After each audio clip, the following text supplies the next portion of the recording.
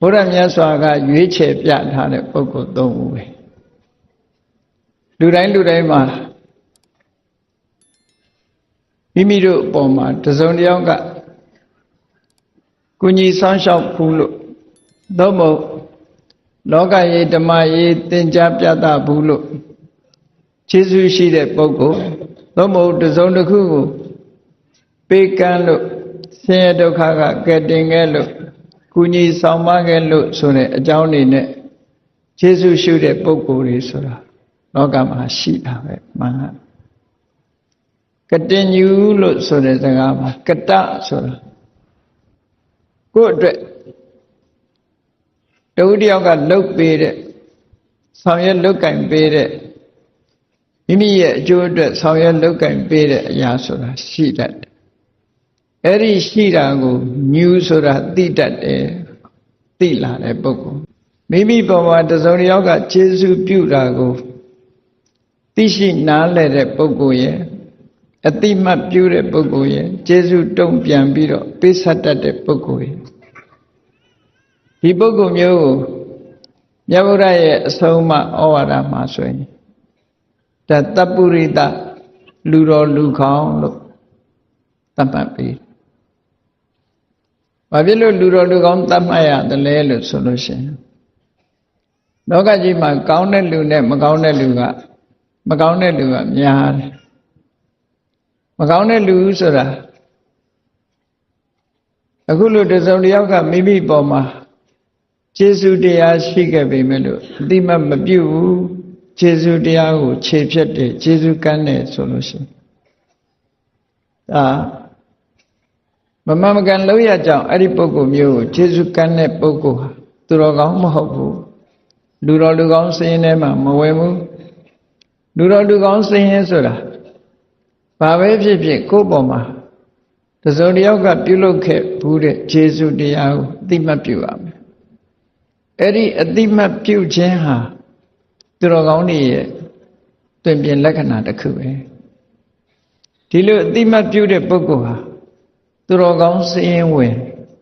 လူတော်လူကောင်းစရင်ဝင်လူလောကမှာလူသိတဲ့ပုဂ္ဂိုလ်လို့ဒီလိုပြောကြမှာပေါ့နော်ဒါတစ်ပိုင်းကကတိညူကျေးဇူးတရားဆိုတာသိသူကတဝေဒီဆိုတာကြတော့ကျေးဇူးတရားကိုပေးဆက်တာသိတယ်ဆိုတဲ့နေရာမှာသိချောင်းထုတ်ဖော်ပြတယ်ဆိုတာကျေးဇူးဆက်တာကိုပြောတာအဲ့တော့ကျေးဇူးတရားကိုအတိမတ်ပြုခြင်းအတိမတ်ပြုတဲ့အတိုင်းထုတ်ဖော်ခြင်းလို့ဆိုတဲ့ဒီသဘာဝတရားတစ်ခုဟာသူတော်ကောင်းတွေရဲ့တဏ္ဍမာသာကိဝတ်တဲ့တရားဖြစ်လို့ဒီရည်သွေးနှစ်ခုကိဝတ်တည်ရှိနေတဲ့ပုဂ္ဂိုလ်ပဲလောကမှာသူတော်ကောင်းလို့သတ်မှတ်တယ်ကျေးဇူးတရားသိတဲ့နေရာမှာတော့မြတ်စွာဘုရားဟာထိတ်တန်းပုဂ္ဂိုလ်ပဲဖြစ်တယ်ကျေးဇူးတရားဆိုတာအတိမတ်သက်ရှိတတ္တဝါတွေမကဘူးသက်မဲ့တွေတောင်မှပဲမြတ်စွာဘုရားကျေးဇူးတရားကိုတိမတ်ပြုတယ်ဆိုတာတွေဟောထားတာရှိအလုံးဘုရုရင်ဖတ်ဖူးတဲ့ပုဂ္ဂိုလ်တိုင်းကြည့်ပေါ့မြတ်စွာဘုရားသခင်ကိုရောမြတ်မောရိပင်အောက်မှာထူးခြားတဲ့အသိဉာဏ်ကိုရပြီဘုရားဖြစ်သူရောက်တယ်ရောက်ပြီးတဲ့နောက်မှာ9ရက်တိတိမိမိရရှိထားတဲ့ထူးခြားတဲ့တရားဓမ္မရဲ့အရသာကျင့်နဲ့အာရစွာစိတ်ထဲမှာကြည်နူးဝမ်းသာစွာနဲ့ဝိမု ക്തി ဒုက္ခဆိုတာခံစားပြီး9ရက်နေတယ်9ရက်နေပြီးတဲ့နောက်မှာဘောရိရဲ့အရှိတောင်ဘက်အရှိမြောက်ဘက်ခလန်းလန်းကနေပြီးတော့ကိုရောမြတ်တရားဓမ္မကျင့်သုံးလို့တရားဓုတရားမြတ်ရတဲ့နေရာလေးကိုမမိတ်သောမျက်စိဖြင့်ကြည့်ရှုပြီးဒီနေရာဒီဌာနဟာငါအဖို့မှာအထူးခြားဆုံးနေရာတစ်ခုဖြစ်တယ်ကျေးဇူးတင်ရမယ့်နေရာမျိုးဆိုပြီးတော့အတိမတ်ပြုတာပဲဒီနေရာမှာနေပြီးတရားဓုရလို့နေရာကိုတောင်မှပဲအတိမတ်ပြုတယ်လူလို့ဆိုရင်ဒါကျေးဇူးတင်တဲ့အဓိပ္ပာယ်ကိုဖော်ပြတယ်ဒီလိုပြောတာပေါ့နော် အဲ့တော့ကျေးဇူးတင်တတ်တယ်ဆိုတာတမန်ပုဂ္ဂိုလ်တွေတင်တတ်တာမဟုတ်ဘူးဒါကြောင့်မို့တရားချစ်ခင်သူတော်စင်ပြိဿတ်တို့အနေနဲ့ဘုရားကိုကြီးညိုကိုးကွယ်ပြီးတော့ဘုရားရဲ့တပိဿဝကဖြစ်နေလို့ရှင်ဒုတိယဟာကျေးဇူးကမ်းတဲ့ပုဂ္ဂိုလ်ဘယ်တော့မှမဖြစ်စေရဘူးကျေးဇူးသိတတ်တဲ့ပုဂ္ဂိုလ်ပဲဖြစ်ရမယ်ကျေးဇူးသိခြင်းဟာကိုယ့်ကိုကြော်ညာစရာမလိုဘူးသူတော်ကောင်းစရင်ဝင်မယ်ဒီရည်ချင်းကမိမိကိုသူတော်ကောင်းအဖြစ်ပို့ဆောင်ပေးခြင်းသာလည်းဖြစ်တယ်။ဘာဖြစ်လို့လဲကိုကျင့်သုံးတဲ့တရားကိုကျင့်သုံးတဲ့တရားကသူတော်ကောင်းတရားဖြစ်သည့်အတွက်ကြောင့်မိမိကိုယ်တိုင်ကလည်းသူတော်ကောင်းဖြစ်သွားတယ်။ရွှေပင်နာတော့ရွှေကြေးဆိုတာလို့ပေါ့နော်။ကိုလုပ်တဲ့အလုပ်ကောင်းသည့်အတွက်ကြောင့်ကောင်းမြတ်တဲ့အရည်အသွေးတွေကိုရတာပဲပေါ့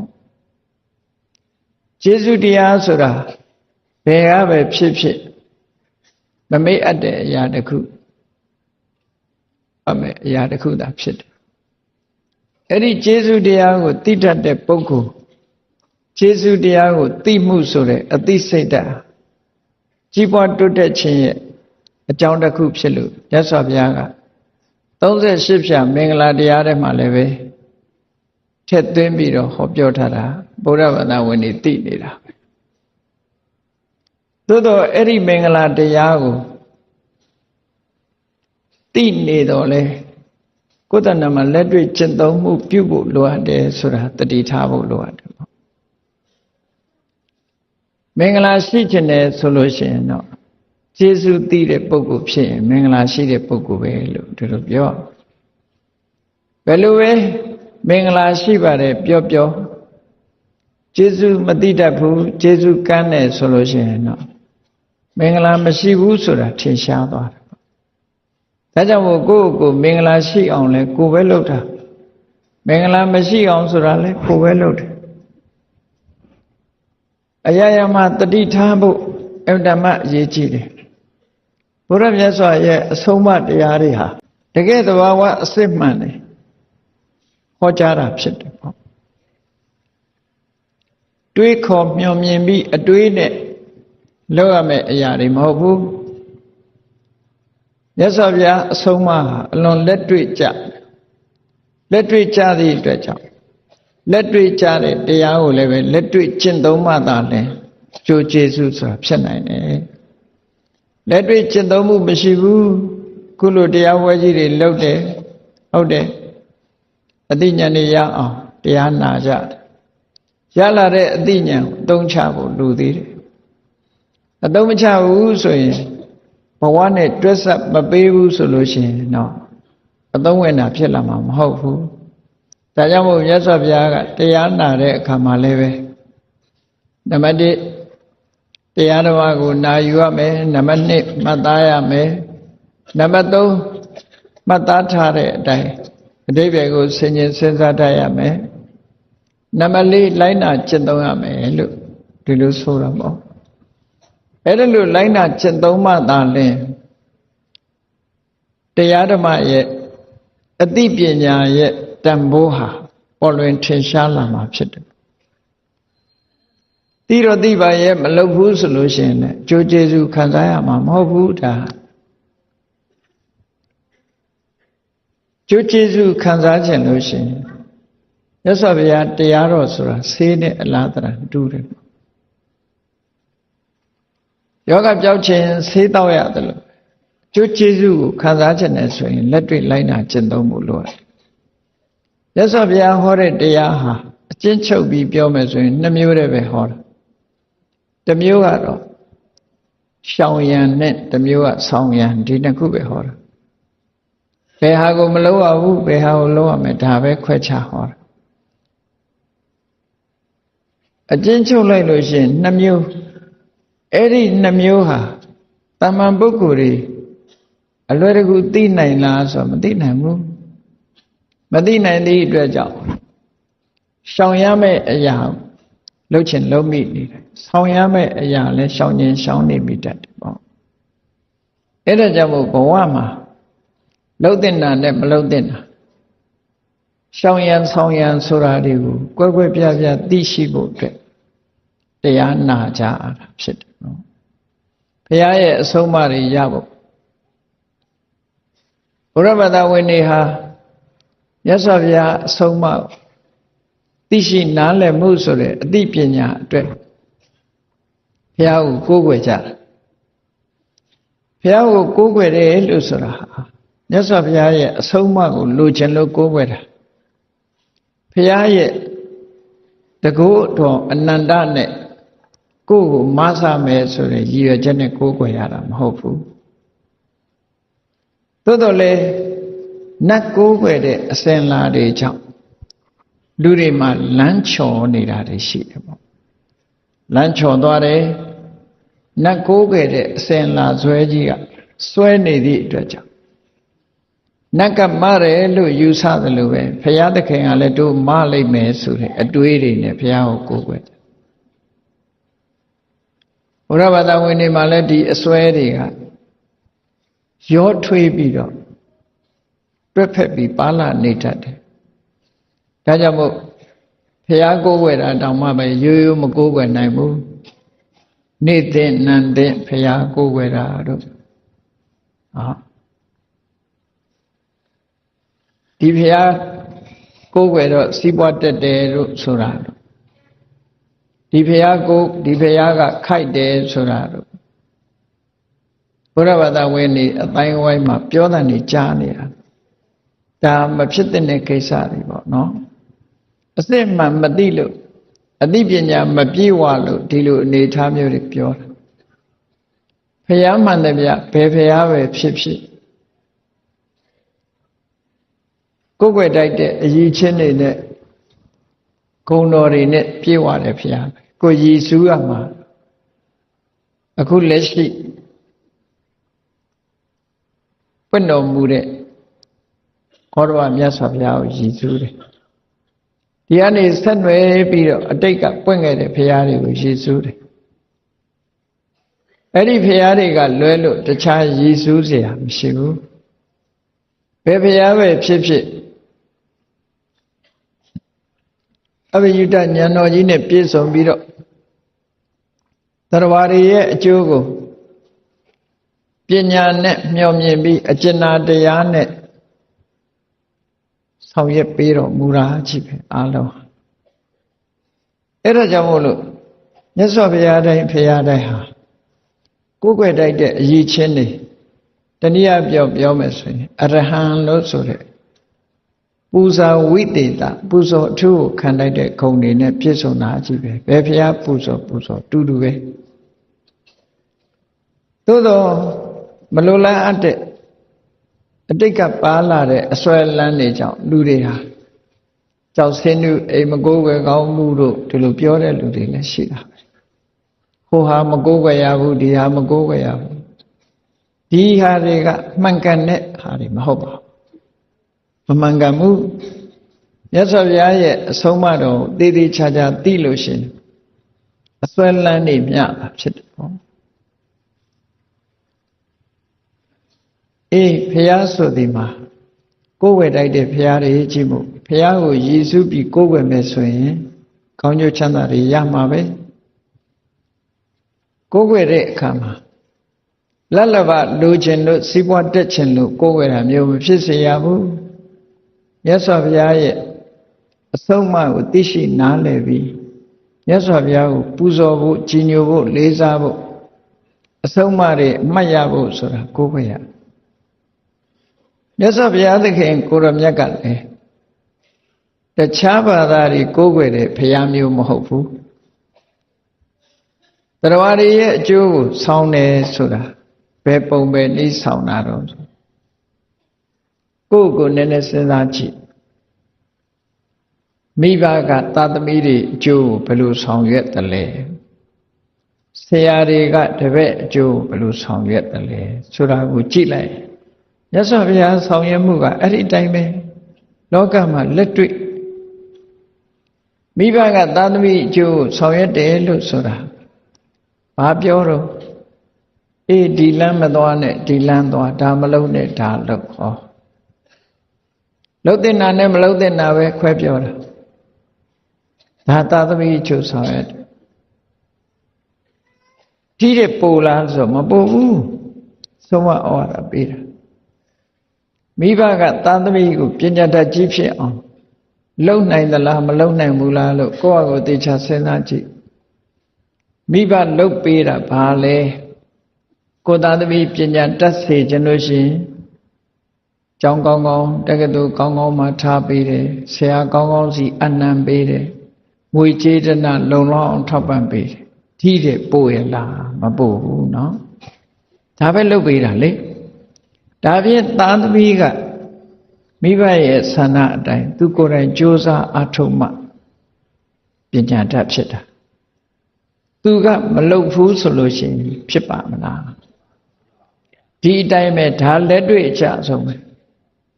ဆရာသမားကတပည့်တွေကောင်းစားစေခြင်းလို့လုပ်ပေးတယ်ဆိုတာလေအကျိုးတဲ့အကြောင်းနဲ့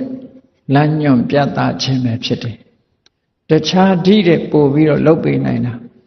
အေးမင်းကငါပုံဖွက်မှန်းပြီဒီကနေ့ကစပြီမင်းပညာတတ်ကြီးဖြစ်စေလို့လုပ်ပြီးလို့ဘယ်သူမှမရဘူးဒါလက်တွေ့မကြဘူးတကုရှင်ကတကုနဲ့လုပ်ပေးတယ်ဆိုတာရောဖြစ်နိုင်မလားဖြစ်နိုင်ဘူးเนาะသို့တော့လူတွေကမယုံကြဘူးလားဆိုယုံတယ်အဲ့ဒါမျိုးကိုယုံနေတုံးပဲခဏိအထိအဲ့တော့ဒီလိုယုံကြည်မှုဟာဘာကြောင့်ဖြစ်နေရတယ်လဲလို့မေးလို့ရှိရင်အသိဉာဏ်နည်းလို့ဖြစ်တာလို့ပြောအောင်အသိဉာဏ်နည်းတာဒါကြောင့်မလို့တရားဝဲတွေလုပ်ပြီးတရားနာတယ်ဆိုတာအသိဉာဏ်တွေတိုးတက်အောင်လုပ်ရအခုလိုတရမပါဠအသိဉာဏ်ဆောင်ဝဲတွေလုပ်ပြီးတယ်ဆိုတာဘုရားရဲ့အဆုံးအမတွေနော်ဘုရားရဲ့အဆုံးအမတွေကိုသိရှိနားလည်တဲ့ပုဂ္ဂိုလ်တွေပေါ်ထွန်းလာပြီးတော့ထိုပုဂ္ဂိုလ်တွေကနေပြီးဘုရားရဲ့အဆုံးအမတွေပြန့်ပွားအောင်ဟောပြောပြသနိုင်ဖို့ဆိုတဲ့ဥတည်ခြင်းနဲ့လောက်ရရေးကြီးဆုံးကတော့ဘာလဲဆိုရင်မြတ်စွာဘုရားရဲ့အဆုံးအမပဲပေါ့အဆုံးအမဆိုတာအင်တမတန်ဖို့ရှိတယ်ခဏိခေတ်မှာတော့ဘုရားသာသနာထွန်းကားနေတဲ့မြန်မာပြည်ဖို့မြန်မာလူမျိုးတွေကမြတ်စွာဘုရားရဲ့တရားတွေကိုအလွယ်တကူကြားနာခွင့်ရနေသည့်အတွက်ကြောင့်ပေါ်တယ်လို့အောက်မေ့နေကြတခြားနိုင်ငံတွေကိုစဉ်းစားကြည့်လိုက်နေသဒုက္ခအနတ္တတို့ကုသိုလ်အကုသိုလ်တို့ကြားဘူးတာမဟုတ်ဘူးနော်မြတ်စွာဘုရားရဲ့တရားဓမ္မတွေအဆုံးအမတွေမျိုးသူတို့သိတာမဟုတ်ဘူးလုံးဝမကြားဘူးတဲ့ပုဂ္ဂိုလ်တွေပဲသူတို့ကိုးကွယ်တဲ့ဘာသာတရားရဲ့အဆုံးအမလောက်သာသိကြတာဘုရားမြတ်စွာဟောကြားတော်မူခဲ့တဲ့ဒီကျေးဇူးတရားရဲ့လေးနက်မှုဆိုတာကိုဒီလောက်ထိမသိဘူးပေါ့ပေါ့ပါပါပဲလူကိုယ်တခုလုပ်ပြီးကျေးဇူးတင်ပါတယ်လို့ပဲပေါ့ပါပါပြောတာနှုတ်ဖျားလေးကနေကျေးဇူးတင်လိုက်လို့ရှင်ပြီးပြီဒီလိုအနေထားမျိုးတော့သာရှိတာเนาะအလေးအနက်ဆိုတာဘုရားရဲ့ဟောကြားတဲ့တရားထဲမှာသာရှိတာပေါ့ဒါဖြင့်ဗုဒ္ဓဘာသာဝင်တွေကဗုဒ္ဓကိုကိုးဝဲတာဘုရားကိုကိုးဝဲတာဘာကြောင့်ကိုးဝဲတာလဲဘုရားကဘာဘယ်လိုအကျိုးပြုတာလဲလို့မေးလို့ရှိရင်စဉ်းစားကြည့်ရမယ်နော်ဗုဒ္ဓံတရဏံဂစ္ဆာမိမြတ်စွာဘုရားကိုကိုးဝဲရာဖြစ်စိကတ်တယ်အသိမှတ်ပြုတယ်ဆိုတာဘုရားကကိုယ့်ကိုဘာလုပ်ပေးတာတုံးလို့မေးလိုက်လို့ရှိရင်ဟိတေပဝတ္တနေနအာဟိတသနေဝတ္တနေနဟိတဆိုတာကောင်းကျိုးချမ်းသာတွေကိုဖြစ်စေနိုင်တဲ့အကြောင်းတရားတွေကိုဖြစ်ပွားစေ condition လို့ခေါ်တာအခြေအနေကောင်းတွေကိုဖန်တီးပေးအခြေအနေကောင်းတွေကိုဖြစ်စေအခြေအနေကောင်းတွေကိုဖြစ်စေတာဘယ်ပုံဖြစ်စေတာတော့မိဘကသားသမီးရဲ့အခြေအနေကောင်းတွေကိုဖြစ်စေတယ်လို့အေးဒီလူနဲ့မပေါင်းနဲ့ဟိုလူနဲ့ပေါင်းတာအခြေအနေကောင်းဖြစ်စေတာခေါ်တယ်နော်ဒီလမ်းမသွားနဲ့ဆိုတာခြေနေမကောင်းတာကိုတားမြစ်ပေးတယ်ခြေနေကောင်းမဲ့ဟာကြတော့ဖွင့်ပေးတယ်မြတ်စွာဘုရားကလည်းပဲဒီအတိုင်းပဲဘာမှမထူဘူးဟိတေပဝတ္တနေနအေးကုသိုလ်ကောင်းမှုတွေကိုယ်တဏ္ဍမှာဖြစ်အောင်လုပ်ကြ ကျေးဇူးတရားဆိုတာမမေ့ချနဲ့ဆိုဒါကဘုရားရဲ့အဆုံးအမအဲ့ဒီအဆုံးအမတဲ့အတိုင်းကျေးဇူးတရားကိုမမေ့ဘူးကုသိုလ်ကောင်းမှုတွေမိမိတဏ္ဍာမှာဖြစ်အောင်လုပ်တယ်ဆိုတဲ့ပုဂ္ဂိုလ်တွေဟာအကျိုးရသွားတာမလုပ်ဘဲနေရင်တော့မရဘူးဒါအချိန်နေကောင်းဆိုတာဘာနဲ့ဥပမာစဉ်းစားကြည့်ပါအခုမြင်းညံမြို့မှာဆိုရင်အယောင်းဝယ်တွေကောင်းတယ်လို့ဆိုရင်ဒါအချိန်နေကောင်းတယ်လို့ခေါ်တာပဲရောင်းလို့ဝယ်လို့ကောင်းတယ်အချိန်နေကောင်းမိုးလေဝသမှန်လို့ပတ်ဝန်းကျင်မှာစိုက်လို့ပြိုးလို့ကောင်းတယ်အချိန်နေကောင်းမြေကောင်းရေကောင်းတွေရှိတယ်ဆိုရင်ဒါအချိန်နေကောင်းလို့ခေါ်တယ်ဒီအချိန်နေကောင်းတွေကိုသုံးမချပဲနဲ့ပြင်းနေတဲ့ပုဂ္ဂိုလ်ဘာတစ်ခုမှမရဘူးဒါတော့သိကြကောင်းတဲ့အခြေအနေတွေကိုသုံးချနိုင်မှသာလေညဆေးပဲကြည့်အောင်ဆရာဝန်ကယောဂပြောင်းအောင်ဆေးပေးထားတယ်ဒီဆေးတောက်ရမယ်ဒါကိုရှောင်ရမယ်နော်ဒီအစားစာတော့တဲ့တယ်လို့ပြောတယ်သို့တော့လူမမာလုံးတဲ့ပုဂ္ဂိုလ်ကဆေးတော့မတောက်ဘူးမတဲ့တာကြတော့ကြိုက်တယ်စားတယ်နော်တဲ့တာကြတော့ကိုမကြိုက်လို့မစားဘူးဆိုလို့ရှိရင်ဒီပုဂ္ဂိုလ်ရဲ့ယောဂအခြေအနေပျောက်ကင်းမှုပဲရှိဦးမယ်အဲ့တော့အခြေအနေကောင်းတစ်ခုဖြစ်စေတဲ့ဆိုတာမှန်ကန်တဲ့အခြေအနေကောင်းတစ်ခုဆိုတာလမ်းညွှန်မှုနဲ့ဖြစ်စေတာပဲဖြစ်မြတ်စွာဘုရားကဒါကြောင့်မို့ကုသိုလ်ကောင်းမှုကိုလုပ်ကြဆိုတာအခြေအနေကောင်းတစ်ခုဖြစ်ပေါ်စေအကုသိုလ်တွေကရှောင်ကြဆိုရယ်မကောင်းတာတွေမဖြစ်အောင်တားဆီးပေးတာပဲအဲ့ဒီနှစ်ခုပဲမြတ်စွာဘုရားလုပ်ပေးတာနော်သို့တော့တခြားဘာသာယုံကြည်တဲ့ပုဂ္ဂိုလ်တွေကြတော့အရာခသိဘုရားသခင်ကမတယ်ဘုရားသခင်ကပဲကြွေးထားတယ်ဘုရားသခင်ကဆောင်းလျှောက်တာ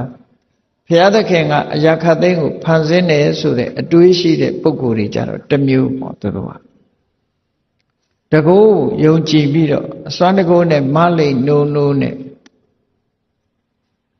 အစင်ပြေတဲ့အခါဘုရားကမတယ်လို့ပြောလိုက်တယ်အစင်မပြေတဲ့အခါဘုရားသခင်ကအလိုတော်မရှိသေးဘူးလို့ပြောတယ်ဒါနဲ့ပဲပြီးနေတာနော်ဒီတစ်ခုပဲရှိတယ်ဘုရားဘာသာဝင်နေကြတော့အဲ့ဒါလို့မဟုတ်ရဘူးမြတ်စွာဘုရားကမတယ်ဆိုတာလည်းမရှိဘူးချတယ်ဆိုတာလည်းမရှိဘူးမြတ်စွာဘုရားစီကကိုဘာရရမလဲဆိုရင်အဆုံးမရအခုလို့တရားပွဲလုပ်ပြီးတရားနာတယ်ဆိုတာဘုရားရဲ့အဆုံးအမကိုသိဖို့လုပ်တာနော်တရားနာတယ်ဆိုတာအပြည့်မြေလားနာတာမဟုတ်ဘူးအသိဉာဏ်ရဖို့လာတာဒီထဲကမိမိဘဝအတွက်တန်ဖိုးရှိတဲ့အသိတွေရဖို့လာရလာတဲ့အသိတစ်ခုအသုံးချမှသာလင်တန်ဖိုးရှိတယ်အသုံးမချရင်တော့နော်ယရဏပစ္စည်းကိုဘယ်တော့မှမဝတ်ဖဲနဲ့တိတ္တတဲ့ထက်တောခတ်ထားမယ်ဆိုရင်ဒီယရဏရဲ့အကျိုးကျေးဇူးသူပါရအားမရနော်အဲ့ဒါလိုပဲအသုံးမပြုရင်တော့ဘာတစ်ခုမှမရဘူးဆေးကိုပလင်းနဲ့ထက်ခေါင်းရင်ထောင်ထားလို့ဆေးကယောဂပြောင်းအောင်မတတ်နိုင်ဘူးအဲ့ဒါလိုပဲတရားဓမ္မနာတော့နာတယ်သိတော့သိတယ်သိတာနဲ့လှုပ်တာနဲ့ကတခြားစီတလွဲစီပဲလှုပ်နေတယ်မြတ်စွာဘုရားကကတိညုဆိုတာကတိညုတာကျေစုသိမှုဆိုတာမင်္ဂလာတစ်ပါးပဲလို့ပြောတယ်ကိုကတော့ကျေစုကမ်းဘယ်လိုလုပ်မင်္ဂလာရှိနိုင်မလဲမရှိနိုင်ဘူးတဲ့နော်အကုသိုလ်မလုပ်ရဘူးအကုသိုလ်ရှောင်ခြင်းဟာမင်္ဂလာတစ်ပါးပဲလို့မြတ်စွာဘုရားဟောကိုကအကုသိုလ်မရှောင်ဘူးလုပ်နေတယ်ဘယ်လိုမှကြိုးမရှိနိုင်ဘူးကုသိုလ်ကောင်းမှုဆိုတာပြည့်စုံစေရမယ်လို့မြတ်စွာဘုရားဟောတယ်ကိုကကုသိုလ်ကောင်းမှုဆိုရင်လက်တွန့်နေတယ်မလုပ်ဘူးအကုသိုလ်တွေနဲ့ပဲလုံးလက်ဖြစ်နေတယ်ဆိုရင်လေဘယ်လိုမှမင်္ဂလာရှိလာမှာမဟုတ်ဘူးပေါ့ဒါကြောင့်မို့မြတ်စွာဘုရားရဲ့အဆုံးအမတွေဟာအလုံးလက်တွေ့အသုံးချဖို့လိုအပ်တယ်ဘုရားဘာသာဝင်နေဘုရားရဲ့အဆုံးအမတွေကိုများများသိပြီးများများလိုက်နာဖို့အရေးကြီးဆုံးပဲများများသိအောင်လဲကြိုးစားရမယ်များများလဲလိုက်နာဖို့ကြိုးစား အချင်းချုပ်ပြောမယ်ဆိုရင်တော့မြတ်စွာဘုရားရဲ့အဆုံးအမဟာရှောင်ရံနဲ့ဆောင်ရံဒီနှစ်ခုတည်းပဲရှိရှောင်ရမှာရှောင်ဖို့နဲ့ဆောင်ရမှာဆောင်ဖို့လူတွေအနေနဲ့ပြောမယ်ဆိုလို့ရှိရင်တရဏဂုံစောင့်တည်ထားတယ်ဆိုတာကိုယ့်ရဲ့ဥတီချက်တစ်ခုပဲဘုရားကို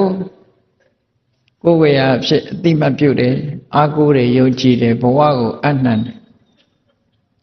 တရားကိုယုံကြည်တယ်အားကိုးတယ်အနှံ့တယ်ဆိုတာတရားအတိုင်းလိုက်နာကျင့်သုံးမယ်တန်ခါကိုယုံကြည်တယ်အားကိုးတယ်အနှံ့တယ်ဆိုတာ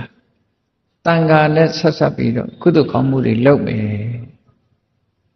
ဒီရည်ရွယ်ချက်ဟာအဓိကရည်ရွယ်ချက်ဟုတ်ပြီဘုရားတရားတန်ခါပေါ်မှာအတိညာဏ်နဲ့လက်ခံယုံကြည်တဲ့တရားတရားတွေရှိပြီးတဲ့နောက်ဘုရားဘာသာဝင်တွေရှိရမယ့်အရာဘာတစ်ခုလဲလို့ဆိုရင်မြတ်စွာဘုရားကရှောင်ရမယ်ဆိုတဲ့သူများအသက်တတ်ခြင်းမှရှောင်တယ်သူများဥစ္စာခိုးခြင်းမှရှောင်တယ်သူတော်ဘာသာမယားပြစ်မှားခြင်းမှရှောင်တယ်သူတော်ဘာအကျိုးပြတ်အောင်လိမ့်လီလှိပြားပြောစားခြင်းမှရှောင်တယ်မူရစေဝါကရှောင်တယ်ဆိုဒီရှောင်ကျင်မှု9ရပ်ရှောင်ကျင်မှုကိုဒီနေရာမှာသီလလို့ခေါ်တာပဲเนาะဒီရှောင်ကျင်မှု9ရပ်နဲ့ပြည့်စုံနေပြီဆိုလို့ရှိရင်ဘုရားဘာသာဝင်တွေဖို့အခြေခံအားဖြင့်လုံလောက်သွားပြီလို့ပြောလို့ရတယ်မြတ်စွာဘုရားရဲ့ဆုံးမစကားအရတရဏဂုံတည်ပြီး9ပါးသီလနဲ့ပြည့်စုံတဲ့ပုဂ္ဂိုလ်ဟာဘယ်တော့မှအပေမလားဘူးဆိုတာတတိချတာမှပဲဘုရားဘာသာဖြစ်ရတဲ့နဲ့အပေလားတဲ့ဆိုတဲ့ပုဂ္ဂိုလ်ဟာတရဏဂုံကလည်းမပြီးပြန်လို့နော်မပြီးပြင်းဘူးဆိုတာကြည့်တယ်ဘုရားကိုးကွယ်တဲ့ဒီဘုရားလေးကစီးပွားတက်တယ်ဆိုပြီးကိုးကွယ်တာဒါမပြီးပြင်းဘူးလို့ခေါ်တယ်လက်ရလို့ကိုးကွယ်တာမျိုးဒါတရဏဂုံပြီးပြင်းပြင်းမဟုတ်ဘူးတရဏဂုံပြီးပြင်းပြင်းဆိုတာဘုရားရဲ့ခုံကိုအာယုံပြုပြီးတော့ကိုးကွယ်တာဒီလိုဆိုလို့ပေါ့နော်ဘယလာဘကုလကျင်ဝေတန်တာဘေးမှလူရေးရည်မြော်မြတ်စွာဘုရားဂုဏ်တော်တွေကိုရည်စူးပြီးတော့ကြောက်လို့ကိုးကွယ်တာလည်းမဟုတ်ဘူး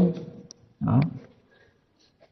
မျိုးရိုးအစဉ်လာမို့ကိုးကွယ်တာလည်းမဟုတ်ဘူးဘုရားရဲ့ဂုဏ်ကိုသိပြီးတော့ကိုးကွယ်လက်လဘမျောပြီးတော့ကိုးကွယ်တာလည်းမဟုတ်ဘူးလူတွေနတ်ကိုးကွယ်တဲ့လူတွေလောက်တာချိတယ်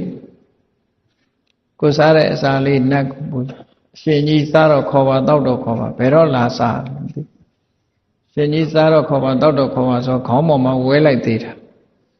ဝဲပြီးတော့တင်ထားပြီးတော့အခုလို့ဆက်တရလို့ရှင်ကြီးကမတော်မူပါဘာလို့ချင်လဲစီးပွားရေးအောင်မြင်အောင်မဆပေးပါလောက်တာတော့ကိုယ့်ဟာကိုယ်လောက်တာသွားကျေးဇူးတင်တာတလွဲသွားကျေးဇူးတင်အရှင်ကြီးမပါဆိုပြီးတော့အိတ်နေပေါ့သူမလေးပေါ့နော်သူမလေးတကယ်မမယ်ဆိုရင်အသာအိတ်နေအပင်မခံမနေနဲ့လက်ဖက်ကလေးတင်ပြီးတော့အမြဲတမ်းပဲအဲ့ဒါအိတ်တန်နေအလုံးမလုံးလို့ကတော့ဘာတစ်ခုမှဖြစ်လာမှာမဟုတ်ဘူးတရားမင်းကြီးတောင်မှပဲနော်နတ်တွေထဲမှာတကူကြီးတယ်လို့ဆိုတဲ့တရားမင်းကြီးကတောင်မလုပ်ရင်ဘာမရဘူးလို့ပြောတာသူပြောတဲ့စကားပေါ့သူသား2ယောက်ရှိတယ်သူဝိဒနဲ့ဇယန္တတရားမင်းရဲ့သားတွေရှိတယ်သူပြောတဲ့စကားလေးကိုနားထောင်ကြည့်အနုဋ္ဌဟံအဝါယမံယတ္တရဒုက္ခံဒိကိစ္စတိသူဝေရတထကိစ္ဆာဟိမင်္စတထေဝပပယတဲ့သူပြောတာရှင်းရှင်းလေးအနုဋ္ဌဟံဆိုတာတက်တွက်ကြကြမလုတ်ဖဲနဲ့အဝါယမံမကြိုးစားပဲနဲ့နော်မကြိုးစားပဲနဲ့ဒုက္ခံယတ္တရာဒိကိစ္စတိချမ်းသာရနိုင်တဲ့နေရာရှိတယ်ဆိုရင်တဲ့သူဝိရတထကိစ္ဆာဟိမင်းအဲ့ဒီအရက်သွားနေတဲ့မင်္စတထေဝပပယငါ့ကိုလည်းခေါ်သွားပါတဲ့အဲ့ဒီရှင်းရှင်းလေးရဲ့သူပြောတာသူဝိရမလုတ်ဖဲမကင်မဲနဲ့ မ်းသာဒုက္ခရတယ်ဆိုတဲ့နေရာရှိလို့ရှိရင်မင်းအဲ့ဒီနေရာသွားနေတဲ့ငါကိုလည်းအဲ့ဒီရောက်အောင်ပို့ပေးတဲ့ဘယ်နေရာမှမရှိဘူးဒါနော်အလုံးမလုံးပဲနဲ့မကြိုးစားပဲနဲ့ရတယ်ဆိုတာတခုမှမရှိဘူးလောက်ရမယ်ကြိုးစားအဲ့ဒီလိုလောက်ရမယ်ဆိုတဲ့ဝိရိယရဲ့အကျိုးကျေးဇူးတကိုးကြီးတဲ့လူတွေကတရားမင်းတို့အဆင့်ကိုးဝဲတာတော့မဟုတ်ဘူးเนาะလူဝင်ပူးတဲ့နတ်ဆိုတာတရားမင်းအဆင့်မရှိဘူးပေါ့ဘာလို့လဲဆိုလူရဲ့အနံ့ကဒီစနာလောက်ကနန်းတယ်လို့ပြောတာပဲဟုတ်ကောင်းဟုတ်လိမ့်မယ်တိရစ္ဆာန်ဝင်နေသွားရင်တော်တော်နန်းတာတိရစ္ဆာန်တွေရဲ့အနံ့မခံနိုင်ဘူးနတ်တွေကလည်းလူပြေလာလို့ရှိရင်လူတွေရဲ့အနတ်မခံနိုင်ဘူးတဲ့လူတွေကသာမှုေးနေကြတာကိုယ့်အကောဟိုမခံနိုင်ဘူးမခံနိုင်လို့နှာခေါင်းပိတ်လာကြလူတွေအိပ်ပြီဆိုမှညမှလာတာအဲ့ဒါအကြောင်းပဲညတကောင်ကြမှာလူတွေအိပ်သွားပြီဆိုတဲ့ချိန်လေးမှာတိတ်တိတ်လာကြတာဖျားစီအဲ့ဒါလူနတ်မခံနိုင်လို့ပဲအထက်နတ်ကခဏခဏဝင်ပူးနေရင်တော့လူနာနတ်ပဲဖြစ်မှာပဲအဲ့ဒါတော့လူနတ်ခံနိုင်တဲ့နတ်ဖြစ်အဲ့ဒီမှာလူနတ်မခံနိုင်တဲ့တရားမင်းတို့လို့အမတမတကိုးကြီးတဲ့နတ်တရားတောင်အလုံးလုံးရမယ်လို့သူသားကိုပြောတာမင်းမလုပ်ဖဲနဲ့ချမ်းသာဒုက္ခဆိုမရဘူးဆိုတော့ဒါအလွန်ရေးကြည့်တာပဲလှုပ်တဲ့လှုပ်တတ်တာလှုပ်ကိုလှုပ်ရမယ်ဒါကြောင့်ငါးပါးသီလစောင့်ထိန်နေဆိုတာသူကသူနေတာထိန်တာမဟုတ်ဘူးလေဆိုပါတော့ခုနကတရားဝဲအစမှာပဏ္ဏတိပါတာဝေရမဏိသိက္ခာပရံသမာရိယမိလို့စောင့်တည်လိုက်တယ်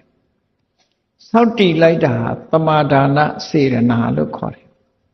ရှောင်ကျင်ပါမယ်လို့ဂတိကဝတ်ပြုလိုက်တာရှောင်ကျင်ပါမယ်ဂတိဝတ်ပြုထားတာပဲရှိတယ်အဲ့ဒီအချိန်လေးမှာရလိုက်တဲ့ကုသိုလ်ကသမာဒါနကုသိုလ်ပဲရှိတယ်တွေ့လိုက်ပြီဆိုရင်ကိုယ်လာကြိုက်လို့ဖတ်ခနဲ့ချင်းရိုက်လိုက်ပြီဆိုရင်တော့ခုနကရှောင်ကျင်ပါမယ်ဆိုတာဟာဖြတ်လိုက်တာနဲ့တူတူပဲအဲ့ကြသူကရှောင်လိုက်ရမှာအဲ့ဒီအချိန်မှာဆိုလိုတာကမာနတိပတ္တမှာရှောင်ပါတယ်ဆိုတကယ်ကျုံးလာပြီဆိုလို့ရှိရင်မလုပ်ဖဲနဲ့ရှောင်လိုက်ရမယ်အဲ့ဒီရှောင်တော့မှသူကဒါသီလလို့ခေါ်တာเนาะအဲ့ဒီကြရင်တော့ဝိရတိလို့ခေါ်တယ်မာနတိပတ္တဝေရမဏိယစေရနာကိုလည်းသီလလို့ခေါ်တယ်ဝိရတိကိုလည်းသီလလို့ခေါ်တယ်မရှောင်ဘူးဆိုလို့ရှိရင်မရဘူးဒီကုသိုလ်ကနော်မရဘူးမရဘူးသူများဥစ္စာတွေ့တယ်အသာယူဖို့အစင်းဖြစ်တယ်မယူဘူးရှောင်လိုက်တယ်ဝေရမဏိဝိရတိဖြစ်တယ်အဲ့ချာသောက်တီတုံးကစေရနာရှောင်တဲ့အချိန်ကျတော့ဝိရတိဒီရှောင်ကျင်မှုဟာတာမန်ကုသိုလ်မဟုတ်ဘူးသီလကုသိုလ်ဒါနကုသိုလ်တွေပုံမြတ်တယ်လို့မြတ်စွာဘုရားဒီလိုဟောတန်ဖိုးခြင်းလည်းအလွန်ကွာခြားတယ်အလွန်ကွာခြားလို့သီလကုသိုလ်နဲ့ပြည့်စုံအောင်ကြိုးစားအထောက်ဖို့ဘုရားဘာသာဝင်ဖြစ်လာလို့ရှိရင်အ ਨੇ ဆုံး၅ပါးသီလလုံခြုံလာပဲကြုံတွေ့လာတိုင်းရှောင်ကျင်လိုက်တယ်သီလကိုမချိုးဖောက်ဘူးမချိုးဖောက်တာကိုနေ့စဉ်နဲ့အမျှကိုယ့်ကိုဆန်းစစ်တယ်ငါပါဏာရိပါဒချိုးဖောက်တာရှိသလားအာရိဏဒါနကာမေတုမိစ္ဆာစာချိုးဖောက်တာရှိသလားချိုးဖောက်မှုမရှိဘူးဆိုလို့ရှိရင်စိတ်ထဲမှာကြည်နူးတယ်ဝမ်းသာအဲ့ဒါလို့ကြည်နူးဝမ်းသာလာသည်ထိအောင်ကိုယ်သီလကိုကိုပြန်တွေးရမယ်ကိုယ်သီလကိုကိုပြန်တွေးမှသီလပို့အယောင်တက်လာပြီကုသိုလ်တွေကတိုးလာအနုဘုဆိုရင်မတိုးဝေကျေးဆိုတော့ကိုယ့်အိမ်ထဲမှာမိကန်တစ်တာတဲ့ထည့်ပြီးတော့တောခတ်ထားလို့ရှင်ဝေ350 350ပဲမတိုးဘာလို့ဘာလို့အထားပြီးဆိုလို့ရှင်တော့သူတိုးနေတာအဲ့ဒါလို့ပဲသီလကပြန်မတွေးပဲနဲ့နေရင်တော့မတိုးဘူးတဲ့သူက တိုးမရှိဘူးအဲ့တော့တိုးမရှိတာကြိုက်သလားတိုးတာကြိုက်သလားကိုယ့်ကိုဆုံးဖြတ်ရမှာဒါနော်တိုးစေခြင်းတိုးတဲ့နည်းရှိတယ်ဘာလို့ရမလဲပြန်ပြီးတော့စဉ်းစားတဲ့အခါမှာဝမ်းသာအားရဖြစ်အောင်သီလလေးဆင်ញင်စဉ်းစားလိုက်တာနဲ့ဘဝတစ်ခုဟာလုံလောက်တဲ့အနေအထားမျိုးထိရောက်နိုင်ပါတယ်ကြည့်လေ၅ပါးသီလတစ်ခုချင်းစဉ်းစားလိုက်တဲ့အခါမှာဘာဖြစ်လဲအနဝိဇ္ဇဒုက္ခငါမှဘာအပြစ်မှမရှိဘူးဆိုတဲ့စိတ်ချမ်းသာမှုတစ်ခုရအဲ့ဒီစိတ်ချမ်းသာမှုကဘာဖြစ်လဲလို့ဆိုရင်အဝိပတိတာရလို့ခေါ်တယ်စိတ်နှလုံးမตามရမဖြစ်ဘူးနှလုံးကြည်တာတယ်ဆိုတဲ့အဓိပ္ပာယ်ရဝမ်းသာတယ်လေအဲ့ဒီနှလုံးကြည်တာမှုကိုအကြောင်းပြုပြီးတော့ပါမောဇ္ဇဆိုတဲ့ဝမ်းမြောက်မှုဖြစ်တယ်ဝမ်းမြောက်မှုကိုအကြောင်းပြုပြီးတော့ပီတိဆိုတာဖြစ်လာတယ်ပီတိကိုအကြောင်းပြုပြီးတော့ပတ္တတိလို့ခေါ်တယ်ကိုယ်ရောစိတ်ရောငြိမ်းအေးမှုဖြစ်လာတယ်ပတ္တတိဆိုတဲ့ကိုယ်ရောစိတ်ရောငြိမ်းအေးမှုကိုအကြောင်းပြုပြီးတော့ဒုက္ခဆိုတဲ့စိတ်ချမ်းသာမှုတွေရလာစိတ်ချမ်းသာမှုကိုအကြောင်းပြုပြီးတော့ဘာဖြစ်လဲတမာတိစိတ်တည်ငြိမ်လာတယ်တည်ငြိမ်မှုရစိတ်တည်ငြိမ်မှုကိုအကြောင်းပြုပြီးတော့ယထာဘူတဉာဏတတနာအဖြစ်မှန်ကိုမြင်ခြင်းသိခြင်းဆိုတာရသိတာမြင်တာဖြစ်လာဟောဒါသီလကဆက်သွယ်ပြီးတော့ရလာတဲ့အကျိုးကျေးဇူးတွေဟာဒီဘဝမှာပဲအေးသီလဆောင်တာနောင်ဘဝကြမှာရမယ်လို့မတွေးနဲ့နော်နောင်ဘဝကိုမသိဘူးအခုရတာဒါတွေအခုရတာအခုရတဲ့တန်ဖိုးကိုသိရများသောအားဖြင့်ပြောလို့ရှိရင်သီလလုံလို့ရှိရင်နောက်ဘဝမှာနတ်ပြည်ရောက်တယ်နတ်ပြည်လည်းဘယ်နေမှမသိတာကိုသိလို့လားသိပါမသိတာနော်အဲ့တော့အဲ့ဒါမတွေးနဲ့မြတ်စွာဘုရားဟောလို့လက်ခံထားတာနတ်ပြည်ရှိတယ်ဆိုတာကိုမသိဘူးသို့တော့ဘုရားဟောတာဒီကုသိုလ်ကောင်းမှုလုပ်ရင်နတ်ပြည်ရောက်တယ်ဆိုတာမှားသလားလို့ဆိုမမှားဘူးမှန်တယ်သို့တော့ကိုသိတဲ့အကျိုးတရားကိုသိဖို့ဒီဘဝတည်းမဲ့ဟောသီလရှိလို့ရှင်ဒီလိုအကျိုးကျေးဇူးတွေကိုယ်ထဲမှာရောက်တယ်။ကိုကျင့်တရားကောင်းတဲ့ပုဂ္ဂိုလ်ဆိုရင်လည်းပတ်ဝန်းကျင်ကကိုယ်ကျိုးသေးတယ်လေးစားလာကိုကျင့်တရားကောင်းဒါတွေကဒီဘဝမှာရနိုင်တဲ့အကျိုးကျေးဇူးတွေကိုမြင်ရတဲ့အကျိုးကျေးဇူးလက်တွေ့ကြ။အဲ့တော့ဗုဒ္ဓဘာသာဝင်တယောက်အနေနဲ့အခြေခံလေးအခုလောက်တင်ကိုလုံးရှိမယ်ဆိုရင်တော့အမှန်တမ်းကျင့်တတ်เสียကောင်းတဲ့အနေအထားမျိုးရသို့တော့ဓာတ်တွေဟာလုံလောက်သွားဗလားဒီတဲ့လှုပ်เสียမရှိတော့ဘူးလားဆိုလှုပ်เสียတွေအများကြီးရှိသေးတယ်ဆိုတာတော့သိထားဖို့လို့အများကြီးပဲကျင့်ကြံကြုတ်ပေါ့တော့အခြေခံသီလနဲ့ပတ်သက်ပြီးတော့ဒီသီလကိုထောက်ကူပြုဖို့အတွက်လူတွေဟာစိတ်ကောင်းနှလုံးကောင်းဆိုတာရှိတယ်စိတ်ကောင်းနှလုံးကောင်းဆိုတဲ့အသိဉာဏ်တွေနဲ့ပတ်သက်ပြီးတော့ကျေးဇူးတရားကိုသိတတ်မှုဆိုတာအသိပညာနဲ့ပတ်သက်တယ်ပေါ့နော်ဒါကြောင့်မလို့ကျေးဇူးတရားကိုသိရကျေးဇူးကမ်းတယ်ဆိုတာကိုမက္ခလို့ခေါ်တယ်မက္ခဆိုတာခြေဖြတ်ပြစ်တယ်ကျေးဇူးရှိတယ်ကျေးဇူးလုံးဝခြေဖြတ်ပြစ်တယ်အသိမှမပြုဒါသူယုတ်မာတို့ရဲ့နှလုံးသွင်းတရားပဲသူယုတ်မာရဲ့တဏ္ဍာမှာကတိညူတာဆိုတာမရှိဘူးမက္ခဆိုတာပဲရှိတယ်မက္ခဆိုတာကျေးဇူးတရားကိုခြေဖြတ်ပြစ်တယ်ဘယ်တော့မှအတိမပြုဘူးဒီပြင်ပုဂ္ဂိုလ်တွေကျေးဇူးတင်အသာထားအမေအဖေကျေးဇူးတောင်မှခြေဖြတ်ပြစ်တယ်ပေါ့ဒါပြင်လောကမှာရှိတဲ့ပုဂ္ဂိုလ်တွေဆိုတာလိုက်ကြည့်မယ်ဆိုလို့ရှိရင်အများကြီးပဲပေါ့ဒါမို့တချို့ကြတော့ခင်မွန်းကြီး10ပါးဆိုပြီးတော့ပြောကြတယ်ပေါ့နော်ခြေဖြတ်ရှိစာထဲမှာတော့ခင်မွန်းကြီး10ပါးလို့ဒီလိုအတိအကျဆိုထားတာတော့မရှိပါဘူးအတိအကျဆိုထားတာမရှိဘူးဒီတချို့ကတော့ရည်ညွှန်းတယ်ပေါ့တိမိမင်းသားကတောထွက်သွားတဲ့အခါမှာတောရောက်သွားတဲ့အခါမှာသူ့ကိုမြုပ်နှံတပ်ဖြတ်ပြစ်မဲ့သူနန္ဒဆိုတဲ့ယထာဒိန်ကိုမိတ်ဆွေကိုမပြစ်မှားအပ်တဲ့အကြောင်းဟောပြောတဲ့ဒတမိတ်တပူဇာဂါထာဆိုတာရှိတယ် ဂါထာ10 ပုဒ်နဲ့မိတ်ဆွေဆိုတာမပြစ်မှားရဘူးဆိုတာဟုတ်သူနန္ဒယထာတွေကိုတရားဟောတာမိတ်ဆွေပြစ်မှားလို့ရှိရင်ဆိုးကျိုးတွေရတယ်မိတ်ဆွေကိုမပြစ်မှားရင်ကောင်းကျိုးတွေရမိတ်ဆွေတွေဆိုတာကျေးဇူးရှိတယ်လို့ဆိုတဲ့ဟောပြောမှုကနေဆက်နွယ်ပြီးတော့လေခင်မုန်းကြီး7 ပါးဖြစ်လာတယ်လို့တချို့ကဆိုတယ်ပေါ့နော်ခင်မုန်းကြီး7 ပါးဘာပဲဖြစ်ဖြစ်ကျေးဇူးတရားဆိုတာဆက်နွယ်ပြီးတော့သိရဘယ်လောက်ထိအောင်ပြောတော့ဆိုရင်မြတ်စွာဘုရားကကျေးဇူးသိတတ်ဖို့ပြောတဲ့အခါမှာဟောတဲ့အခါယတ္တရုက္ခတဆာယာယနိတိထေယတေယပါနတ္တတသာခံပင်စေယမိတ္တဒုဗ္ဗောဟိပါပကောမိတ်ဆွေကိုပြစ်မှားတာသိဆိုးတယ်တဲ့အလွန်ဆိုးရတဲ့ကိစ္စတစ်ခုဖြစ်တယ်တစ်ပင်တစ်ပင်အောက်မှတောင်မှပဲထိုင်မှုနားနေဘူးအိပ်ဖူးလို့ရှိရင်အဲ့ဒီတစ်ပင်ရဲ့အခက်ကိုဖြတ်လို့ဖြတ်စည်းမလုတ်သင့်ဘူးကျေးဇူးတရားကိုထောက်ထားပြီးမလုတ်သင့်ဘူးလို့ဒီလိုဟောတာပဲเนาะဒါသက်မဲ့နဲ့တောင်မှပဲဒီလိုဟောတာနောက်ကျေးဇူးတရားဆိုတာသိတတ်ရတယ်လူချင်းဆိုတာမဆိုနဲ့တစ်ပင်ရဲ့ကျေးဇူးတောင်မှပဲကြည့်ပြီးဒီကနေ့ခေတ်မှာလူတွေကတစ်ပင်ရဲ့ကျေးဇူးတရားကိုမသိလို့တစ်ပင်တွေနင်းကန်ခုတ်တော့လူတွေပဲဒုက္ခရောက်ကျေးဇူးတရားဆိုတာသိရမယ်လို့ဒီလိုပြောတာအပြန်အလှန်ထောက်ကူပြုပြီးတော့နေကြဒါကြောင့်ကျေးဇူးတရားလို့ဆိုတဲ့နေရာမှာကျေးဇူးရှိတဲ့ပုဂ္ဂိုလ်တွေလူလောကပထမဆုံးရောက်လာလို့ရှိရင်ကျေးဇူးတင်ရမယ့်ပုဂ္ဂိုလ်ကဘယ်သူလဲလို့မေးမယ်ဆိုရင်အမေနဲ့အဖေပဲဒါတော့မှန်နော်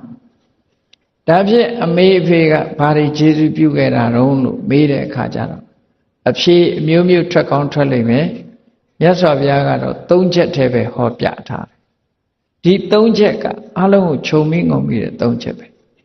ဒါဗုဒ္ဓရဲ့အဖြေမှန်တိုင်းပြောတတ်ဖို့မှတ်သားထားဖို့လိုအပ်တယ်အမေအဖေကသားသမီးတွေပေါ်မှာကျေးဇူးရှိတယ်ဆိုတာဘာတွေကျေးဇူးရှိတာလဲလို့မေးမယ်ဆိုရင်စကား3 ခုနဲ့ပြောလို့ရအာပါဒကစောင့်ရှောက်ခဲ့တယ်အသက်မသေးအောင်အနေမရောက်အောင်စောင့်ရှောက်ခဲ့တယ်ပောတကကျွေးမွေးခဲ့တယ်ဣမတ္တလောကတ္တဓာတ်တေတာတော့ဒီလောကကြီးကိုပြတယ်လာခွင့်ပေးတယ်ဒါအမေဖေရဲ့ကျေးဇူး3 ခုပဲနော်အမေအဖေကစောင့်ရှောက်ထားတယ်အနေမရောက်မလုံနိုင်တဲ့ဘဝကအမတမငယ်သေးတဲ့ဘာမှမသိတဲ့ဘဝလေးမှာစောင့်ရှောက်ပေးထားတယ်ပောတကကျွေးမွေးထားတယ်ဒီ2 ခုကပြန်ဆက်မယ်ဆိုရင်ဆက်လို့ရမယ်လို့ပြောလို့ရတယ်ဘာလို့ဆိုရင်ကိုယ်ကပြန်ပြီးတော့မိဘတွေကိုစောင့်ရှောက်ပေးလို့ရတယ်ပြန်ပြီးတော့ကျွေးလို့မွေးလို့ရတယ်သို့တော့ဒီလောကကြီးနဲ့တွေ့ဆုံခွင့်ပေးတယ်ဆိုတဲ့ကျေးဇူးကိုတော့ကိုယ်ကဘယ်လိုနည်းနဲ့မှပြန်ဆက်လို့မရဘူးအမေဖေကလက်ခံလို့လူတွေရဲ့အတိုင်းဝိုင်းကိုရောက်လာတာတဲ့လာကြတိုင်းလာလို့မရဘူးအခုခေတ်တချို့ဆိုရင်အမေဖေတွေကလာခွင့်တောင်မပြုလာခွင့်တောင်မပြုတာတွေအများကြီးဖြစ်နေနော်လူပြည်ဖြစ်ခြင်းလို့အခုမှပို့ပြီးတော့မနုဿတ္တဘာဝဒုံလဘောဆိုပိုးထင်ရှားလာကဘာကြီးမှာလာခြင်းပါတယ်လို့ရှောက်လွှာတင်တော်မှပဲဟေးမလာခဲ့နဲ့ဆိုမတော်တဆရောက်လာလို့ရှိရင်လည်းဖြောက်ဖြက်ပြစ်လိုက်တယ်အသက်ခံရတယ်နော်မတော်တဆရောက်လာရင်တောင်မှပဲအသက်ခံရတဲ့ခေတ်မျိုးရောက်လာတယ်အဲ့တော့လူဘဝရဖို့လွန်ခက်လာပြီလို့သူတို့ပြောဣမတ္တလောကတ္တဓာတ်တိတာတော့ဒီလောကကြီးကိုပြဒီလောကကြီးကိုဝင်ရောက်စေတယ်မိဘကကြိုးဆိုမှကိုရောက်လာတာဖြစ်သောကြောင့်ဒီလောကကြီးထဲရောက်လာတဲ့ပုဂ္ဂိုလ်တယောက်မိဘကလွဲလို့ဘု து ကျေးဇူးတင်စရာရှိအောင်ပါလဲဒီလိုဆိုလို့လည်းပေါ့အဲ့ဒီ3 ခုကဘုရားဟောတဲ့အချက်3 ချက်ပဲမမေ့ရတဲ့ဒါမြတ်စွာဘုရားထောက်ပြတာဒီ3 ခုဒါကြောင့်မလို့ဘုကာရမြတ်စွာဘုရားကသားသမီးတွေပေါ်မှာအများကြီးလုပ်ပေးခဲ့တာတဲ့မိဘဆိုတာသားသမီးတွေပေါ်အများကြီးလုပ်ခဲ့ပေးခဲ့တာလို့မြတ်စွာဘုရားဒီလိုထောက်ပြတာဟုတ်ပြီမိဘကျေးဇူးဆိုတာတော့အလုံးသိကြပြီဒါဖြင့်ဒီတဲ့ကျေးဇူးရှိတဲ့ပုဂ္ဂိုလ်ကိုရှာလို့ရသေးလား တခြားမှာဆိုရင်တော့ရှာလို့ရကြမှာရမယ်မြတ်စွာဘုရားသာသနာမှာတို့တွေမှာဒီတဲ့ကျေးဇူးရှိတဲ့ပုဂ္ဂိုလ်ရှာအောင်မယ်အမေဖေတဲ့ကျေးဇူးရှိတာဟုတ်ပြီအမေဖေကဒီလောကကြီးနဲ့တွေ့ဆုံခွင့်ပေးလို့ကျေးဇူးရှိတယ်ဟုတ်ပါသူတွေ့ဆုံခွင့်ပေးလိုက်လို့လူလောကထဲရောက်လာပြီးတော့ဆင်းရဲဒုက္ခတွေနဲ့လုံးပြီးမကောင်းတာတွေလှုပ်သေးတဲ့အခါကျတော့ငရဲရောက်တော့အောင်မယ်နော်မိဘကတော့လာခွင့်ပေးလို့ရောက်လာတယ်ဒီရောက်တဲ့အခါကျတော့ဒုစရိုက်လုပ်ငန်းတွေနဲ့အသက်မွေးပြီးတော့တလျှောက်လုံးတည်သွားပြန်တဲ့အခါကျတော့လူလောကကြီးကနေလုံးဝထွက်ခွာသွားတဲ့အနေအထားမျိုးတစ်ခါပြန်ဖြစ်သွားပြန်ဒီလိုဖြစ်တဲ့ပုံကိုယ်တွေရောမရှိဘူးလားရှိတယ်လူတော့လူဖြစ်လာပါရဲ့သို့သောလူကျင့်ဝတ်တရားတွေနဲ့မပြည့်စုံကုသိုလ်အကုသိုလ်မသိလောကကြီးမှာကမ္ဘာမှာလူဦးရေတန်ပေါင်း6000ကျော်9000ရှိတယ်ထင်ကုသိုလ်အကုသိုလ်သိတယ်လူဘယ်နှဦးရှိမှလဲဘုရားဘာသာတဲ့တောင်မှပဲကုသိုလ်အကုသိုလ်ရှင်းရှင်းလင်းလင်းမသိတဲ့ပုဂ္ဂိုလ်တွေအများကြီးရှိနေတာအဲ့တော့မသိလို့ရှိရင်ကုသိုလ်ကအကုသိုလ်ထင်တယ်အကုသိုလ်ကုသိုလ်ထင်တယ်လောက်ကောင်းတဲ့ထင်ပြီးတော့လှုပ်တာတို့မလောက်ကောင်းမှုထင်ပြီးရှောင်တာတို့မှားမှားယွင်းယွင်းနေဖြစ်လူဘဝဆုံးရှုံးနေတာသွားကြတယ်မိဘကတော့လူပြေကိုခေါ်ခဲ့ပါရဲ့ဒီရောက်တဲ့အခါကျတော့အတော့အစားအမောက်အမားတွေနဲ့သွားရောဒုက္ခရောက်တယ်အဲ့တော့တချို့ကပြောခြင်းပြောမှအမေဖေကလူဘဝရလို့ငါပို့ပြီးတော့အကုသိုလ်တွေများပြီးတော့နော်မိဘကသာအကယ်၍လာခွင့်မပြုဘူးဆိုရင်ငါဘာငါဒီပြည့်နေရနေတော်အောင်မယ်အမေဖေဖြစ်မှငါပို့မိုက်သွားတယ်လို့ဒီလိုလဲပြောလို့ရချင်ရနေဦးမှာနော်မိဘကလူပြည်ခေါ်လိုက်တဲ့အတွက်ကြောင့်အယတမဖြစ်သွားတယ်လို့နော်ဒီလိုတွေလည်းဖြစ်သွားနိုင်သေးတာပေါ့သို့တော်မိဘခေါ်သွင်းလို့လူဘဝမှာအယတမဖြစ်တာတော့မဟုတ်ဘူးပေါ့လူဆိုးဖြစ်သွားတာတော့မဟုတ်ဘူးသို့တော်အကြောင်းတရားတွေကိုဆက်ဆက်ကြည့်မယ်ဆိုလို့ရှိရင်လူဘဝရောက်လို့မိုက်တာပိုမိုက်တယ်တိရစ္ဆာန်ဖြစ်လို့မိုက်တာတယ်လူမိုက်တာကပိုဆိုးသွားတယ်ပေါ့ကြားရကောင်ကမိုက်တယ်ဆိုတာတရဝရကောင်တတ်တယ်ဆိုတာအလကားသားမတတ်ဘူးလူမိုက်ကအလကားသားတတ်တယ်ကြားကသူစားခြင်းလို့တတ်တာစဉ်းစားကြည့်နေဝရင် तू ဘာမလုပ်အိတ် तू နာဘယ်နှကောင်ဖြတ်သွားတော့ဘာမလုပ် तू ကနေမလုပ်ဘူးလူကြတော့ဘယ်ဟုတ်မလဲဒီနေ့စားကြမရှိနေ့ဖြင့်ငါအတွက်တတ်ထားနော်ရောင်းစားဖို့ဆိုတာပါသေးတယ်ကိုစားဖို့အတွက်လှုပ်တာမဟုတ်ဘူးလူကအဲ့တော့ရက်စက်တဲ့နေရာမှာလူလောက်ရက်စက်တာပဲရှိမကောင်းတာလုပ်တဲ့နေရာမှာလူတိရစ္ဆာန်တွေကလူကိုမမိဘူးတိရစ္ဆာန်တွေကကြားတို့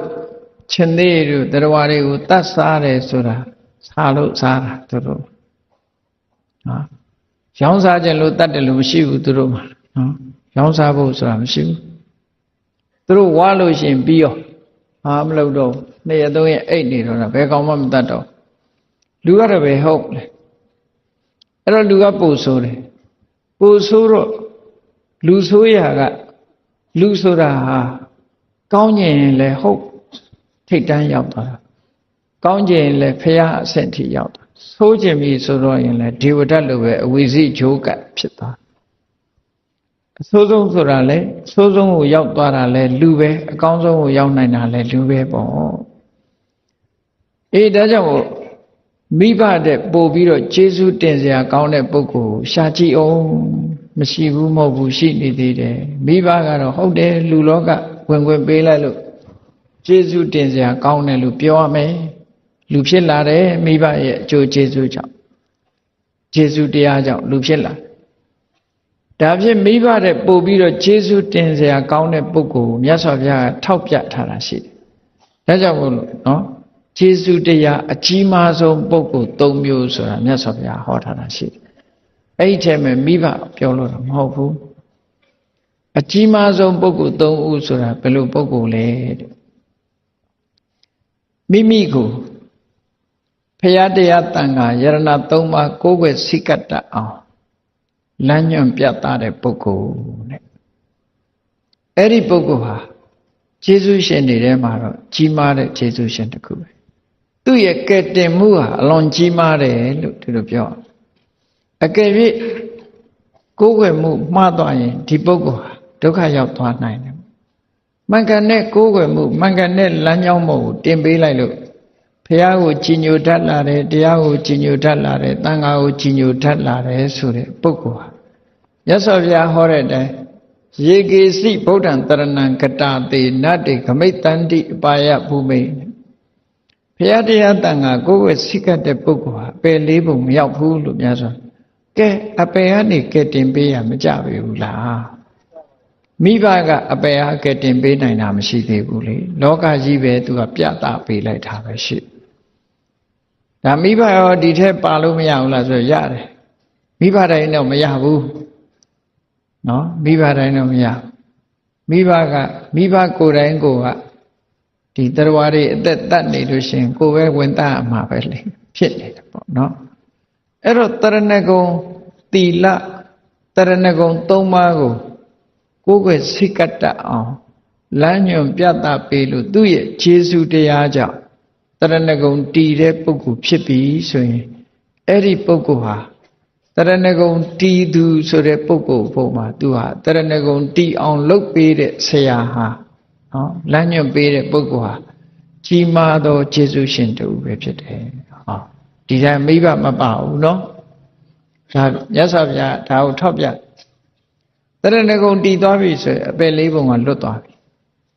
ဒီတဲ့အကျိုးဆက်တွေပြောမယ်ဆိုရင်တရဏဂုံတည်ခြင်းကြောင့်ဘုရားကိုစိတ်ကတ်တယ်တရားကိုကျင့်သုံးတယ်တန်ခါကိုစိတ်ကတ်တယ်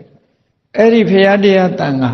ကြည်ညိုခြင်းကြောင့်ရလာလို့သိလာတဲ့အသိဉာဏ်တွေကဆက်တက်သွားမယ်ဆိုရင်နိဗ္ဗာန်ထီအောင်အကျိုးရောက်သွားနိုင်တယ်ပေါ့အပယ်လေးပုံကလွတ်ရုံနဲ့မကဘူးနောက်ဆုံးမှတန်တရားဝဆင်းကလွတ်ကင်းနိုင်တယ်ဆိုတဲ့အကျိုးကျေးဇူးထီအောင်ကျေးဇူးပြုတာဖြစ်သောကြောင့်ဒီပုဂ္ဂိုလ်ဟာကျေးဇူးတရားအကြီးမားဆုံးသောပုဂ္ဂိုလ်သူ့ဖို့အဲ့တော့အတိအသီးလူတိုင်းဟာကိုယ့်အတွက်ကျေးဇူးတရားအကြီးမားဆုံးပုဂ္ဂိုလ်ဘယ်သူလဲကိုယ့်ကိုစဉ်းစားငါဟာဘယ်သူကြောင့်